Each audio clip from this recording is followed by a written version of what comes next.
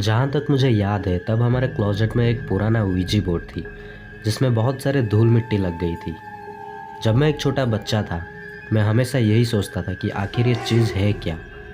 बाहर से तो मुझे यही लगता था कि ये कोई डरावना भूतिया गेम होगा, पर एक दिन मैंने पता लगा ही लिया कि ये ouija बोर्ड आखिर है क्या, और उसको इमीडिएटली उस क्लोजेट से बाहर निकाला। मैंने अपने भाई को इसके साथ खेलने के लिए बोला और हम दोनों इसके साथ खेलने में लग गए। हमने अपना हाथ उस प्लानचेट के ऊपर रख दिया और वही टिपिकल क्वेश्चंस पूछने लगे, जैसे कि क्या यहाँ पर कोई है और क्या तुम मेरे सवालों का जवाब दोगे। मेरे भाई ने जानबूझकर मजाक में उस प्लानचेट को मूव करने लगा मुझे डराने के लिए, पर हमको कोई जेन्युइन रिस्पॉन्स नहीं मिला। कुछ समय बाद जब हम लोग बोर हो गए तो हमने उस बोर्ड को एक बॉक्स के अंदर रख दिया। उस रात में ouija बोर्ड कैसे काम करता है ये रिसर्च करने लगा।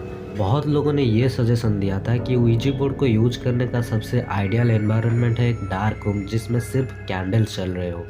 तो एक दिन जब मेरे पेरेंट्स घर पर नहीं थे, मैं 6-7 कैंडल्स लाया और मेरे भाई को कन्वीनियंस किया इसको एक बार और ट्राई करने के लिए। मैंने कैंडल्स को जलाया और एक टेबल के ऊपर सेट किया और रूम के सारे लाइट्स बंद कर दिया। मैंने एक बार फिर पूछा, क्या यहाँ पर कोई है।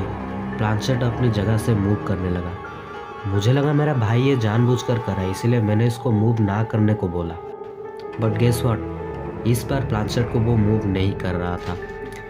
मैंने उसको हाथ प्लानचेट पर से हटाने के लिए बोला और उसने हाथ भी हटा लिया, पर प्लानचेट नहीं रुका और सीधा जाके रुका यस पर। उस वक्त मैं सिर्फ 9 साल का था और डर के मारे मैं कांप रहा था। तो मेरे भाई ने मुझसे प्लानचेट लिया और पूछा, क्या तुम एक अच्छी आत्मा हो। एक 5 सेकंड के पॉज के बाद प्लानचेट जाके रुका नो पर। हम दोनों एक दूसरे के चेहरे देखते रह गए, पर मैं तुरंत वहाँ से दौड़ के अपने रूम के अंदर चला गया और दरवाजे को बंद कर दिया। पर उसने वो गेम खेलना चालू रखा। मुझे उसके डरे हुए आवाज़ नीचे डाइनिंग रूम से आ रही थी और कुछ समय बाद अचानक से उसके चिल्लाने की आवाज़ सुनाई दी। मैं दौड़ के नीचे गया। मैंने वहाँ देखा कि उसने अपनी टी शर्ट को ऊपर करके पकड़ा हुआ था और उसके बॉडी में एक निशान था जो कि एक पंजे का निशान लग रहा था। उसने मुझे उस ouija बोर्ड को तुरंत आग में फेंकने को बोला और मैंने ऐसा ही किया। हमने उस ouija बोर्ड को जला डाला।